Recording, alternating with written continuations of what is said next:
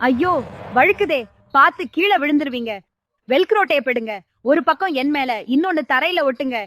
இனி நான் இங்கேயே ஸ்ட்ராங்கா நிப்பேன். நாங்க ரொம்ப நாடுறோம். கெமிக்கல்ஸ் வேண்டாம். காய்ஞ்ச டீ பைகளை ராத்திரி உள்ள போடுங்க. அது ஈரத்தையும் வாடையையும் உறிஞ்சிடும். காலையில ஷூ ஃப்ரெஷ். நான் மாட்டிக்கிட்டேன். இழுக்காதீங்க. பென்சில் எடுங்க. அதில் இருக்கிற கிராஃபைட் வழுவழுப்பானது. ஜிப் பற்கள்ல தேயுங்க. சட்டுன்னு திறந்துடுவேன். அவ்ளோ ஸ்மூத். ஒயர்கள் சிக்கலாகாம இருக்க காலி டாய்லெட் பேப்பர் ரோல்களை யூஸ் பண்ணுங்க. ஒவ்வொரு ஒயரையும் தனித்தனி ரோல்ல போடுங்க. சிக்கல் இருக்காது. பார்க்கவும் கச்சிதமா இருக்கும். இனி கஷ்டப்படாதீங்க. காற்று புகாம மூடி இருக்கேன். மூடி ஓரத்துல ஸ்பூனை விட்டு நெம்புங்க. டப்னு சத்தம் வந்தா சீல் பிரிஞ்சிடும். இப்போ ஈஸியா திறக்கலாம்.